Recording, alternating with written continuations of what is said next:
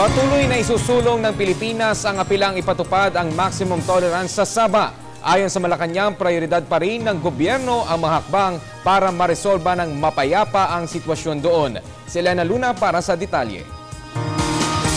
Agad na pumunta si Foreign Affairs Secretary Albert Del Rosario kay Pangulong Aquino matapos manggaling ng Malaysia at kausapin ng Foreign Minister doon.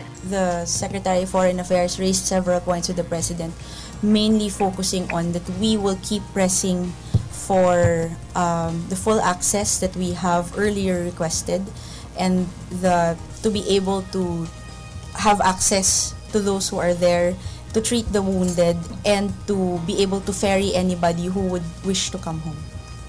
Ayon kay Deputy Presidential Spokesperson Abigail Balte, patuloy na isusulong ng pamahalaan ng Pilipinas ang apilang ipatupad ang maximum tolerance sa Sabah.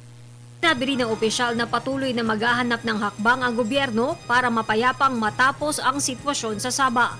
Aminado ang opisyal na hindi sana humantong sa ganito ang usapin kung nakita agad ng Pangulo ang sulat mula sa Sultan ng Sulu. Tingin po natin hindi dapat kasi lumaki ng ganun dahil kahit una sinabi nga ho ng Pangulo na wala hong intensyon na hindi pansinin yung sulat.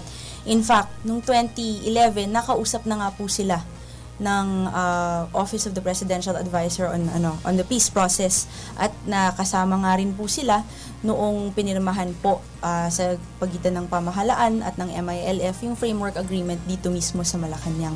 So wala akong intensyon na sila hindi pansinin. Sa kabila nito, nanindigan pa rin ng palasyo na kailangang umuwi muna ang mga supporters ni Kiram bago ang anumang dialogue. Ito ay kahit pa nanawagan si dating Pangulong Fidel Ramos kay Pangulong Aquino na personal na makipag-usap kay Sultan Jamalul Kiram III.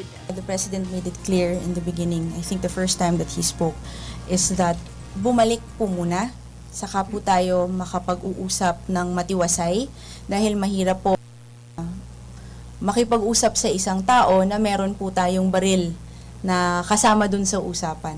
The President has expounded on that several times in the past few days that he's come out. Siguro po, reasonable naman po yung naging pakiusap ng Pangulo.